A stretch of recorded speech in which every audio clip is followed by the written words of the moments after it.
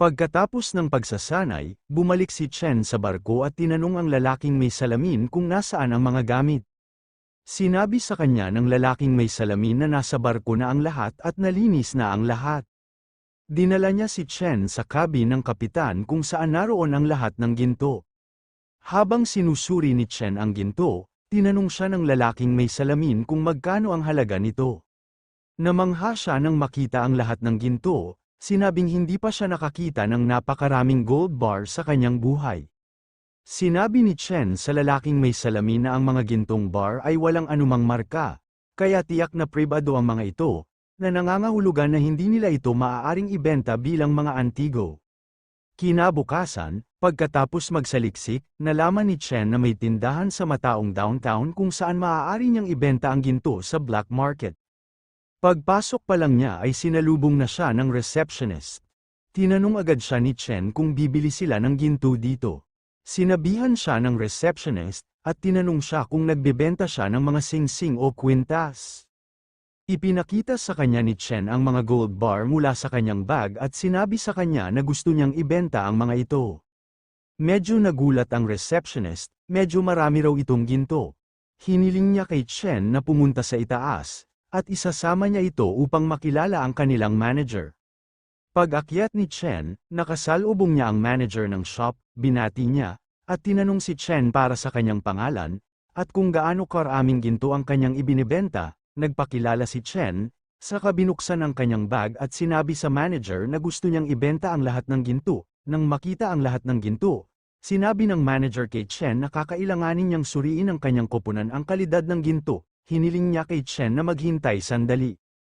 Nagtrabaho na ang mga tauhan ng manager at sinimulang suriin ang ginto habang si Chen ay nakaupo sa sofa habang hinihintay silang makumpleto.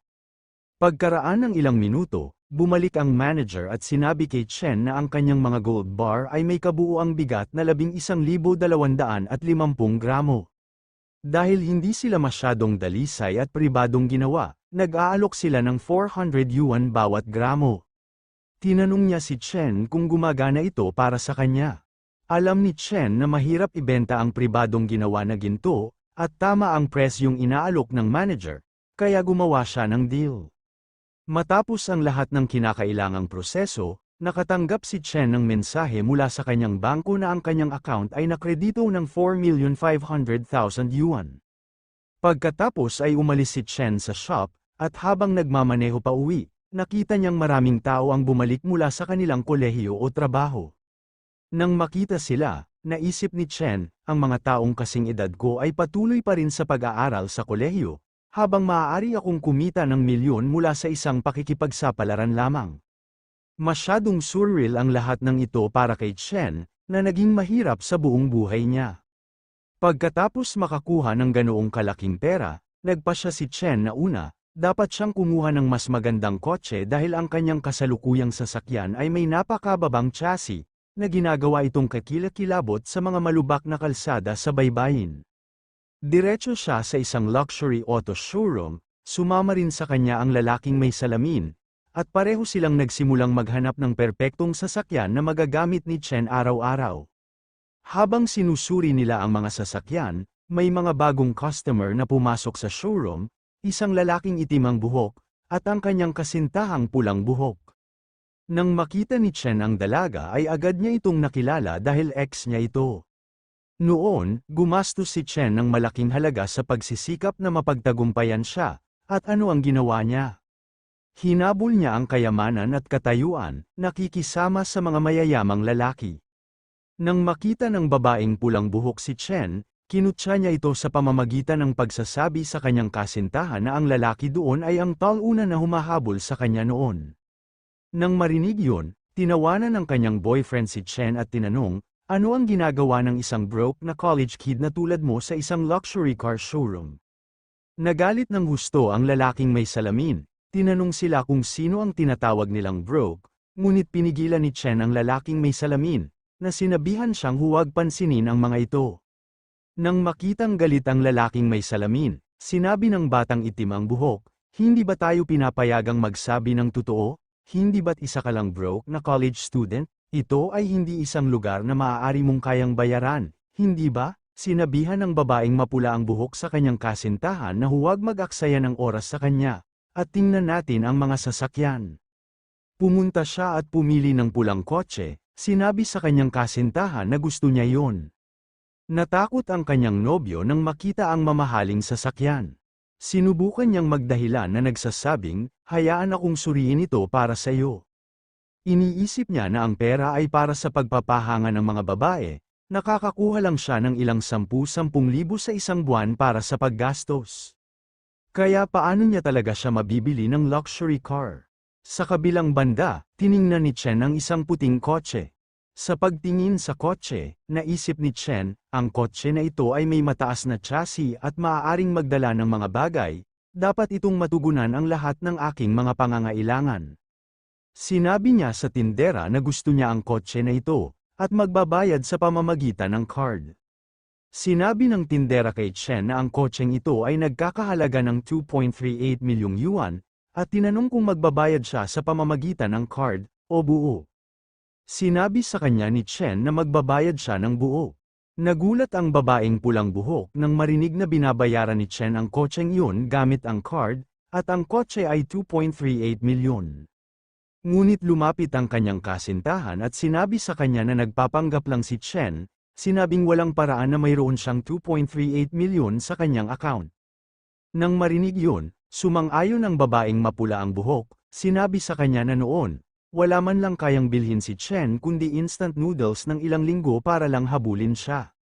Pinagtatawanan nila si Chen, tinawag siyang broke student na nagpapanggap na bibili ng luxury car. Lumapit ang lalaking itim ang buhok at sinabi kay Chen na hindi na kailangang magpakita ng palabas dahil nakakahiya kung tatanggihan ang kanyang card. Sinabi ng lalaking may salamin sa lalaking may itim na buhok na wala siyang kinalaman. Tinanong niya ang lalaking may itim na buhok kung ano ang gagawin niya kung kaya ni Chen ang kotseng yun. Sinabi ng lalaking itim ang buhok sa lalaking may salamin na kung kaya ni Chen, tatawagin niya itong tatay. Ngunit kung hindi kaya ni Chen, kailangan siyang tawaging tatay ni Chen. Agad namang tinanggap ng lalaking may salamin ang deal, tinatawa na naman ng babaeng pulang buhok si Chen, sa pag-aakalang umaarte siya na parang kayang-kaya niya pero nambobola lang. Pagkaraan ng ilang minuto, bumalik ang tindero at iniabot kay Chen ang kanyang card at susi ng kotse, at sinabing, sayo na ang sasakyan. Nagpasalamat si Chen, at saka tumingin sa dating kasintahan at sa bago nitong boyfriend. Laking gulat ng nobyo nang makitang binili nga ni Chen ang 2.38 milyong yuan na kotse.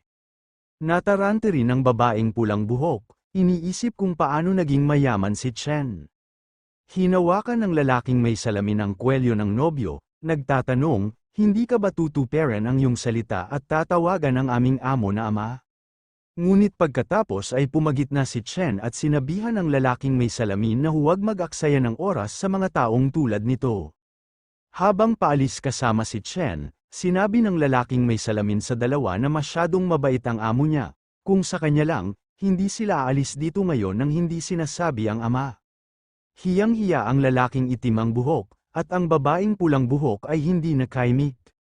Nang umalis si Chen sakay ng kanyang bagong luxury car, hinabol siya nito, hinihiling sa kanya na marinig lang siya, ngunit hindi tumigil si Chen. Nang makita niyang hinahabol niya ang sasakyan ni Chen, isang tindera ang nagkomento, akala niya ay nakahanap siya ng isang mayaman na lalaki ngunit nakaligtaan ang isang taong may tunay na potensyal. Sumang-ayon naman ang isa pang tindera na nakatayo sa tabi, at sinabing, ganyan talaga ang mga tao, nanghihinayang lang kapag may nawala. Pagkatapos umalis sa showroom, pumunta si Chen sa Cloud's Edge Restaurant, ang nangungunang lugar para sa masarap na kainan at serbisyo sa N-City. Pagpasok niya dala ang kanyang mamahaling sasakyan, lahat ng waitress ay bumati sa kanya ng may paggalang. Pumunta siya sa isang private room kung saan ipinakita sa kanya ng isang waitress ang menu at tinanong kung ano ang gusto niyang i-order. Tiningnan ni Chen ang menu at nag-order ng 5,888 yuan Boston Lobster at isang 7,888 yuan King Crab. Bukod sa marami pang item, nang dumating ang pagkain, dalawang batang babae ang dumating para personal na pakainin si Chen gamit ang kanilang mga kamay. Mas masarap ang lahat ng pagkain ng personal siyang pinakain ng mga babae. Natuwa naman si Chen at sinabing, pricey, pero worth it. Iniisip ni Chen na pagkatapos magluto ng napakaraming pagkain para sa kanyang butiki, oras na upang tamasahin ang buhay ng karamihan sa kanyang sarili. Habang nag-e-enjoy siya sa pagkain, bigla siyang may message sa phone niya, galing ito sa college advisor niya, na nagpapalam sa mga estudyante na 1 linggo na lang magsisimula ang klase at kailangan nilang mag-report sa school on time. Nang makita ni Chen ang mensahe ng advisor, naalala niyang sophomore pa pala siya. Binuksan ni Chen ang kanyang status window, ngayon ang kanyang konstitusyon ay umabot na sa 327 at ang kanyang spirito ay 49. Isa pa lang ang talent niya, mind control, ang kanyang mga katangian, panlabas na aura at chi perceptions experience point ay tumaas din. Ang kanyang mga kasanayan, 8 extremities boxing, step ang cloud jump at 10 leg techniques power ay tumaas din.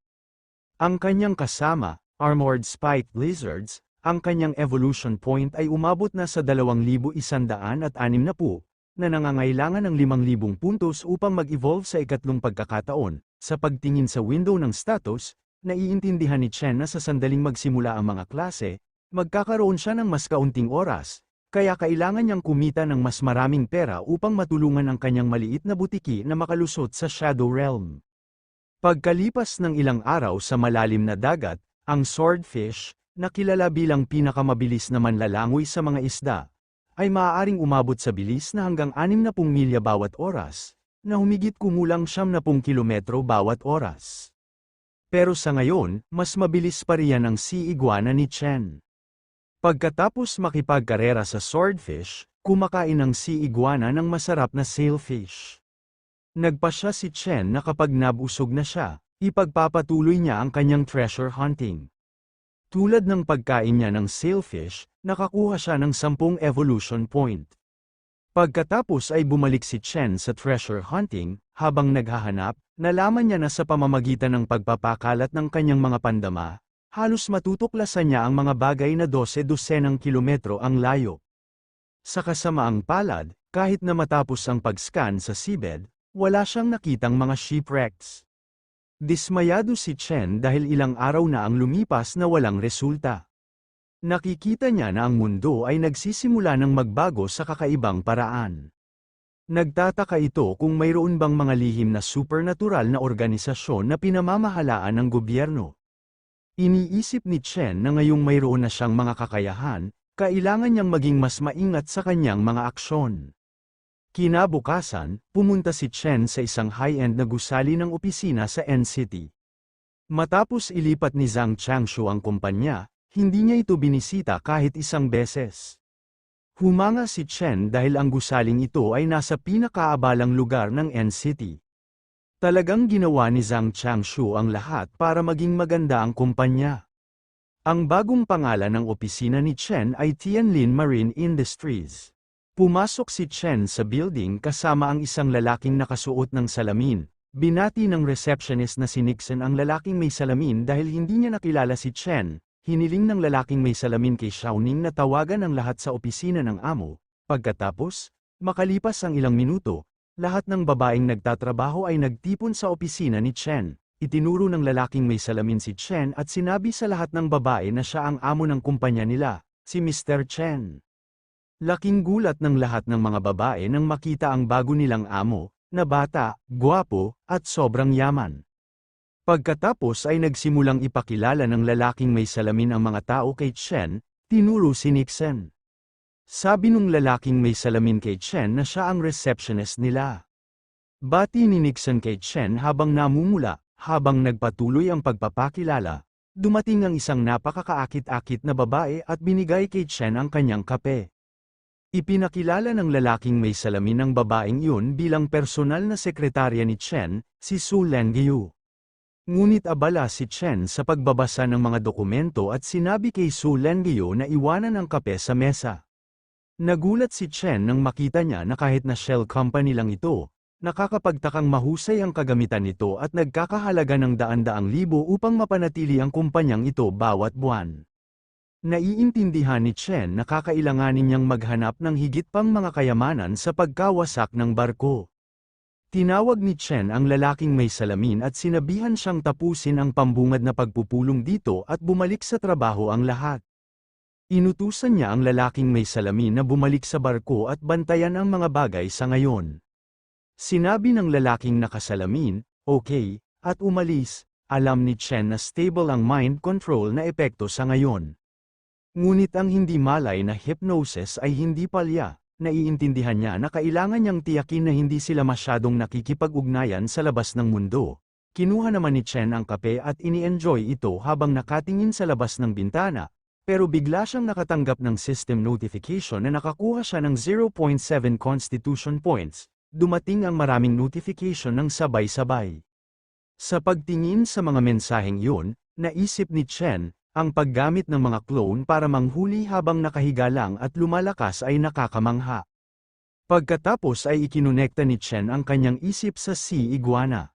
Nang huhuli ng isda ang sea iguana ni Chen, ngayon ay maaari nitong kontrolin ang panloob na enerhiya at ginagamit ito upang madaling manghuli ng malalaking isda. Ang isda na hinabol ni Chen sa pagkakataong ito ay isang barracuda. Alam niya na ang barracudas ay karaniwang mga 2 metro lamang ang haba, ngunit ang isang ito na kanyang hinuhuli ay 4 o 5 metro ang haba. Ang bilis nito ay hindi kapanipaniwala at ang mga ngipin nito ay mas matigas kaysa sa bakal. Kung hindi dahil sa malakas na external force field ni Chen, baka nasaktan siya. Dama-dami ang bilang ng mabangis na mutated na isda sa karagatan. Kapag kinakain ito ng sea iguana, nalaman ni Chen na malinaw na naiiba ang karneng ito, at nagbibigay ito ng mas maraming enerhiya. Habang kinakain ng sea iguana ang isda, biglang nakatanggap si Chen ng system notification na nagsasabi sa kanya na ang kanyang clone ay lumamon ng may pagsisikap at nakakuha ng 70 evolution point. Nakakuha din si Chen ng 70 puntos sa konstitusyon. Habang dumarating ang mensaheng yon, ang panloob na enerhiya ni Chen ay nagpapagana sa sarili, at ang kanyang katawan ay nagiging mas matipuno. Pakiramdam ni Chen ay may mali, napagtanto niya na ang isda na ito ay tiyak na may kakaiba tungkol dito. Ngayon, ang kanyang mga kalamnan at buto ay nagpapabuti, at ang pagtaas ay 10 beses kaysa dati. Matapos makita ang epekto nito, hinanap ni Chen ang isda na yon, ngunit nakakahiya na sa napakalawak na karagatan, ang mutated na isda na yun ay tila isa lamang sa uri nito. Sa kabilang banda, sa opisina ng Tianlan Marine Industry, tinanong ng receptionist na si Naishin si Su Lengyu kung sa palagay niya ay may iba ang boss. Ngumiti si Su Lengyu at tinanong si Naishin kung bakit niya ito tinatanong at kung may balak ba siyang lumipat sa kanya. Pabirong tinanong ng isa pang babae si Naishin kung naging fangirl na ba siya. Nang marinig yun, namula si Naishin sa kahihiyan. Habang nag-uusap sila, may nagtatanong sa kanila kung bakit hindi pa sila nag-off work. Si Chen pala ang papauwi. Nakangiting binati ni Su Lengyu si Chen at sinabi sa kanya na mayroon pa silang ilang bagay na dapat tapusin. Mabuti, sa pandinig ni Chen, napakinggan na niya ang daldala nila habang nasa elevator siya. Pero para maiwasan ang awkwardness, nagpasya siyang magpanggap na lang na wala siyang narinig. Ngumiti si Chen at sinabi sa kanila na dahil ang lahat ay nagtatrabaho ng husto, ang hapunan ay sa kanya ngayong gabi. Pagkarinig niyan, tuwang-tuwa ang lahat, pumunta si Chen at lahat ng babae sa Cloud Restaurant. Labis na humanga si Naishin nang makita ang marangyang sasakyan ni Chen na nagkakahalaga ng mahigit 2 milyon. Namangha ang lahat ng mga babae nang makita ang napakagarang restaurant. May dumating na waitress para kunin ang order nila. Umorder si Chen ng pagkain, at umabot sa 50,000 ang kabuuan nito. Nag-swipe na lang si Chen ng card at binayaran ang pagkain. Nagulat ang lahat ng mga babae nang makita si Chen na nagbayad ng 50,000 na parang wala lang. Lahat sila ay nagtaka kung saang mayamang pamilya galing ang kanilang amo, dahil nagtatapon lang ito ng pera. Naisip nilang lahat na kung susundin nila ang isang boss na tulad nito, siguradong may magandang kinabukasan para sa kanila. Sinabi ni Chen sa mga babae na may aasikasuhin siya ngayong gabi, kaya pagkatapos ng hapunan, ipapahatid niya silang lahat pabalik. Nagpasalamat sa kanya ang lahat ng mga babae, at sabay silang nasiyahan sa pagkain. Pagkatapos iuwi ang lahat ng babae, pumunta si Chen sa isang desyerto na mabatong baybayin. Ang simoy ng hangin sa dagat ay nakapapawing pagod na nagpasigla kay Chen. Nagsimula siyang magpraktis ng kanyang boxing sa mga bato.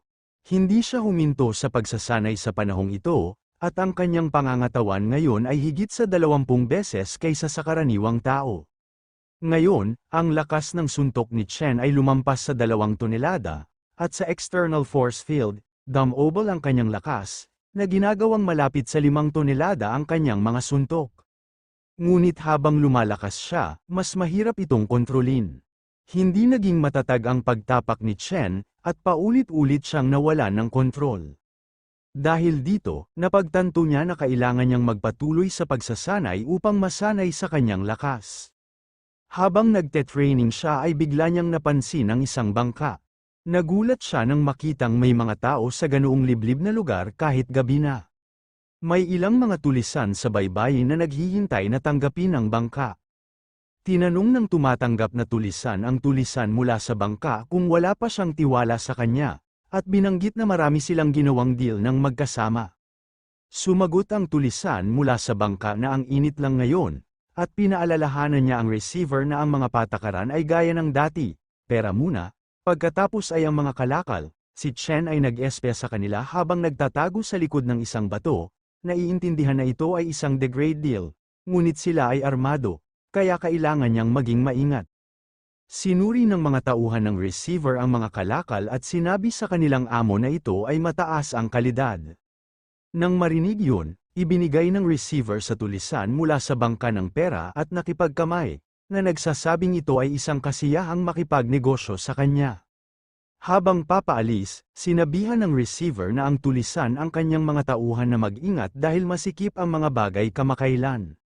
Tiniyak ng kanyang mga tauhan na huwag mag-alala, sinabing, "Boss, sa iisang channel lang kami nagtatrabaho. Kahit na may mali sa mga kalakal, hindi sila masusubaybayan." Akala ng mga tulisan na yun ay walang makakahuli sa kanila. Hindi nila alam na papunta na pala sa kanila si Chen.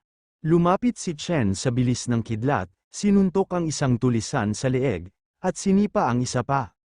Nagulat ang amo ng tulisan nang makita si Chen, at agad nitong inilabas ang kanyang baril para barilin. Ngunit bago pa man niya mapuntirya o mabaril, inabot ni Chen ang tulisan sa boss at sinuntok ito sa mukha, dahilan para lumipad siya. Sa loob ng 5 segundo, pinatumba ni Chen ang 3 sa mga tulisan, namatay agad silang 3 matapos matamaan ni Chen, ngunit hindi naawa si Chen dahil alam niya na ang mga taong ito ay nawala ang lahat ng sangkatauhan, kaya ang pag-alis sa kanila ay halos gumagawa ng serbisyo publiko. Sa kabilang banda, sa dagat, ang mga tulisan na papaalis sakay ng bangka ay may nakitang papalapit sa kanila ng napakabilis.